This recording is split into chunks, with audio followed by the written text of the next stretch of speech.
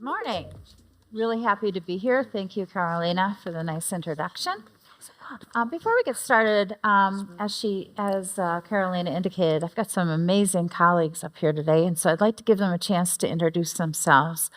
So we'll start going around the room. Jen. Yeah. Hi, everybody. I'm Jen Lee. So I'm one of the general managers for the U.S. consumer goods business and retail at Microsoft. I've been there about 3 years, and I'm also the very lucky person that gets to sponsor the '09 relationship within our retail and consumer goods practice at Microsoft. So thanks for having me here today. Randia. Randia Toronto, former CPO for 3M. Prior to that, GM and OI and Libby. Love to hear and thrilled to be here. Good. And Subhadra. Thank you, Cheryl. Hi, everybody. Subhadra Shankar, Managing Director in Supply Chain and Operations at Accenture. I lead our Americas Planning Platforms Group.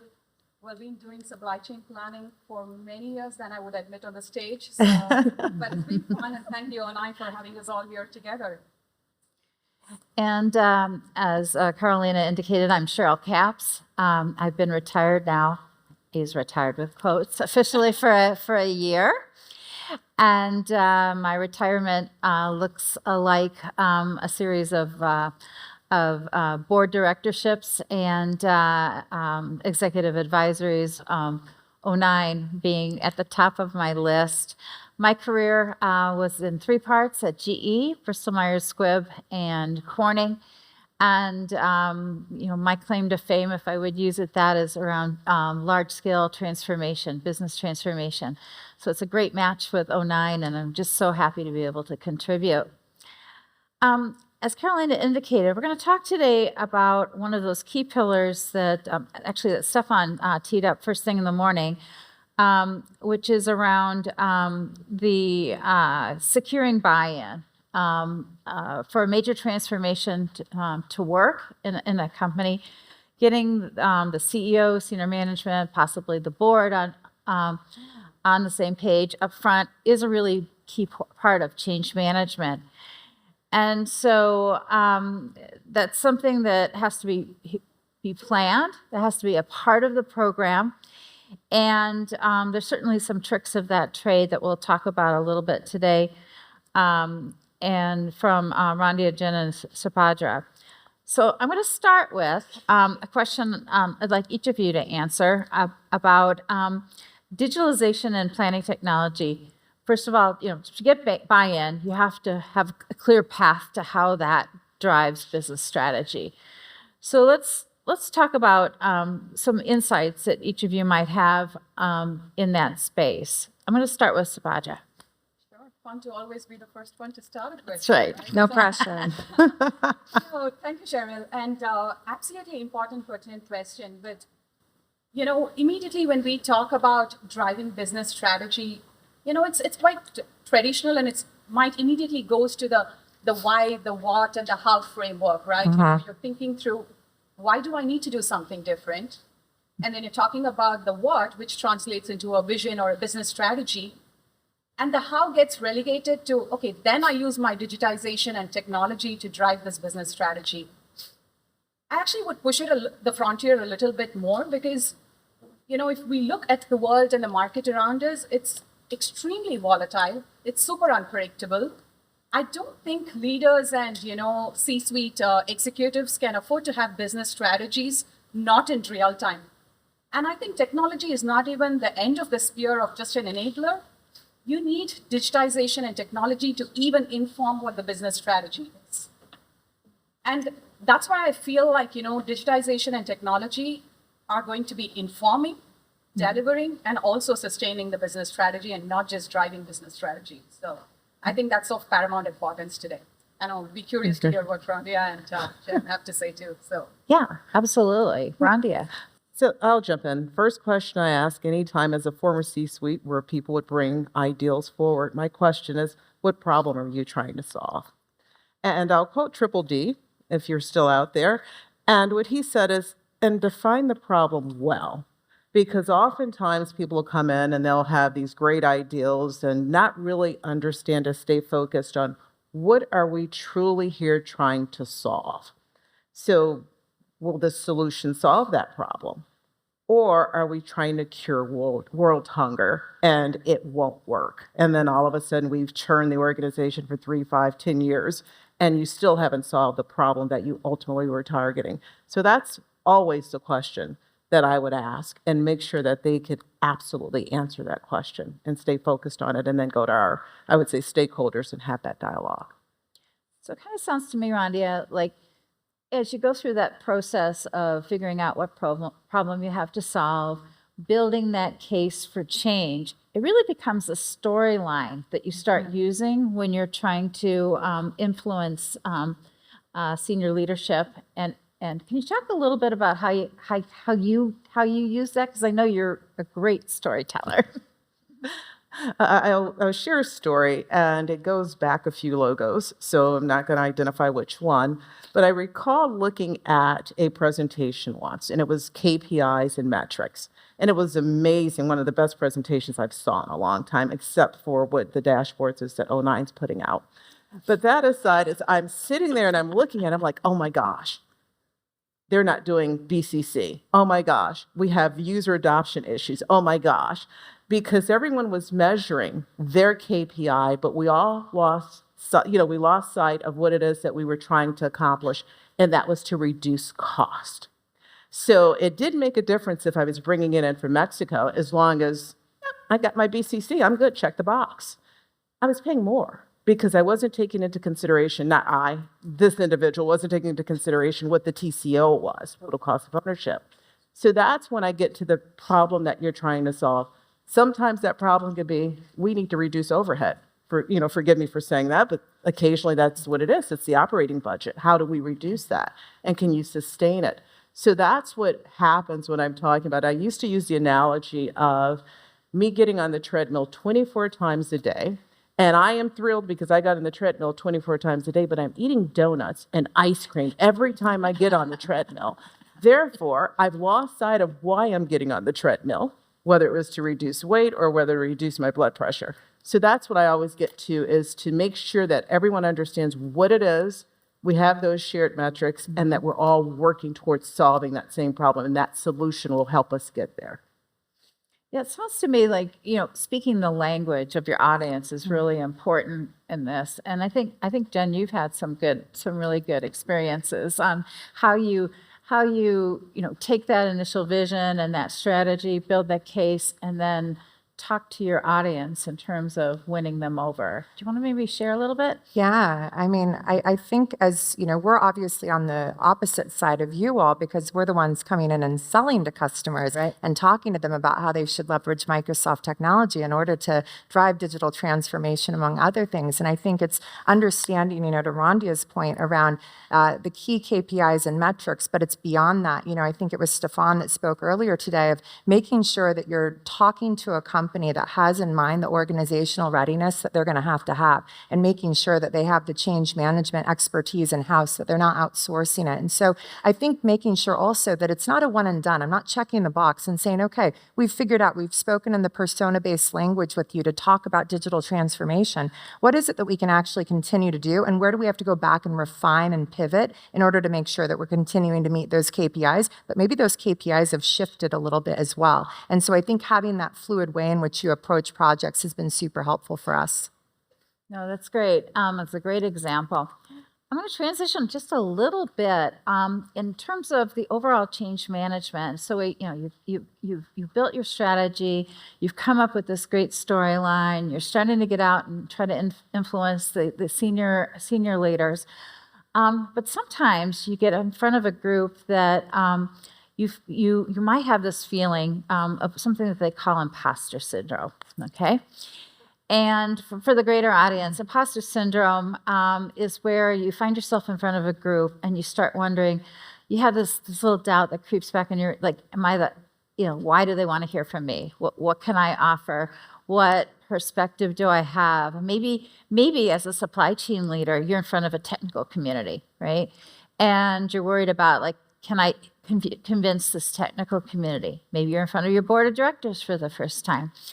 And so it becomes a real element in change management. And that's whether you're, a woman, person of color, or just somebody who's in front of a different group trying to get this broad buy-in. I'll use one example for myself, and then I want to hear from the rest of the panelists around how this plays out in your change management journey. I was once invited to the gubernatorial infrastructure summit in Washington, D.C., and I was asked by my CEO to appear there and to address supply chain with the governors, all the governors of the United States. And I remember thinking, okay, fine. And then I got up on the stage and I was sitting on a panel next to the head of supply chain for the White House and the head of supply chain for Department of Commerce, and then the chief supply chain officer at UPS. And I had this just moment of, why do these people want to listen to me? What I was head of supply chain for Corning. How do I even have anything that's going to influence them? And the conversation started, and luckily I'd been around for a few times, and I kept thinking, it's going to come to me. This is going to work. I'll just have to be patient and find my entry. And it didn't take 2 seconds to realize there wasn't a governor in the room who knew anything about supply chain. But they might have been using the word, but they were using it completely wrong, right? The guy in the White House, God bless him, he figured as long as there was turkeys on the table at Thanksgiving and then there was presents under the tree at Christmas, then we could declare victory on supply chain. And I realized I had more synergy with a guy from Commerce, and we started to get into this flow. So a lot of it was around thinking quickly on your feet, reading your audience, trying to figure out where you fit in. I think this journey and transformation on supply chain within your respective companies is similar. So I want to hear from my colleagues about how they've had similar experiences and how you might parlay that into success. So I'm going to start again with Subhadra. Can you hear me now, or no? Yeah. Which I always do at home anyway. No, very interesting and pertinent question, right? And I know we were all chatting, backstage too around this topic. It's supremely important because we talk about, diversity, we talk about inclusion, we talk about, multifaceted personalities in a room. I personally have been fortunate enough to have had a great support system and an ecosystem of support, not just in corporate, but from a very young age growing up, being told to own your own, stand up for what you believe in, be confident. And that kind of, those behaviors were so ingrained. But I was also blessed with an amazing ecosystem of colleagues that were, mentors, friends, well-wishers, and guides. I think two things, really stood out for me, which I think is very beneficial in a change journey, in making transformation successful, in even seeking, buy-in from executives or senior management. I would say awareness and ownership, right? Be aware of your individual strength, but also be aware of what your team brings. Don't just think siloed, right?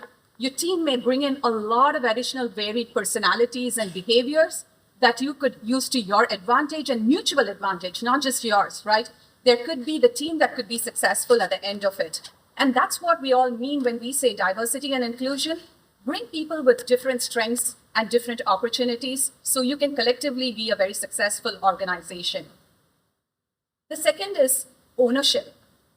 And this is probably more, having done this for a few years now, and for all the aspiring professionals, is have a sense of ownership, feel proud, and do not shy away from what your strength is. And your strength doesn't always necessarily have to be subject matter expertise. You could bring the strength of change, you could bring the strength of communication, you could bring empathy, you could bring harmony. And I personally have been told by a lot of my male colleagues and female colleagues, gender agnostic, right, it's very important to have empathy in a conversation. How do you talk to a client when you can't even understand what they're trying to solve for? Be empathetic, have that sense of ownership, and if you don't have it, rely on a team member that can bring that to you. And that's what I think is very, very important in team success, a transformation success. Have that awareness and have that sense of ownership of what you bring and what you want from your team. It's Fantastic. Being respectful of time, I know we're near the end. Rhonda or Jen, do you have anything you want to add to that before I just talk a little bit about Minerva? I would say the only thing for the imposter syndrome is, I mean, everybody has it. Whether or not they'll admit it, I think there's not a day that goes by where somebody is 100% confident in absolutely everything they do. And that to me becomes the great equalizer. So I know everybody else out here probably is glad that it's me sitting on the stage and not you guys. And that makes me feel really good. But I think too, just making sure that, you know, the empathy angle that you can have when you're speaking to somebody, it really does allow you to do so much more and accomplish more and have fun in the process. Yeah, and I'll just add something that both of you said is having those conversations and getting that insight from others. So whether you're doing a transformation, understanding what someone's problem is and taking that into consideration as you're navigating and trying to put together a solution is critical. I go back years ago, another story is, you know, I would go into meetings and my boss would look and say, why is it every time you walk in, you get everything you ask for? Because I had meetings before the meeting to understand what people's points were.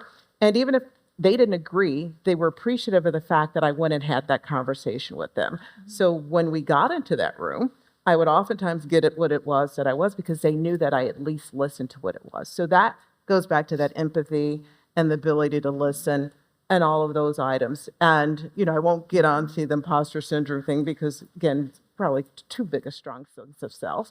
But the reality is it's really about listening and getting those opinions and coming up what is the best solution that you can get to the overall organization. And people will trust you when they know that you're trying to add value.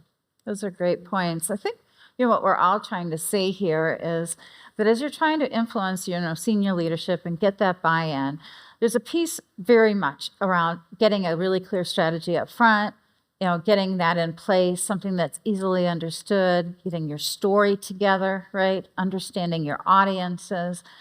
And that then weaves into you know, change management in understanding audience, embracing, you know, the diversity of your audience that you're trying to bring on board, understanding what's impactful to them.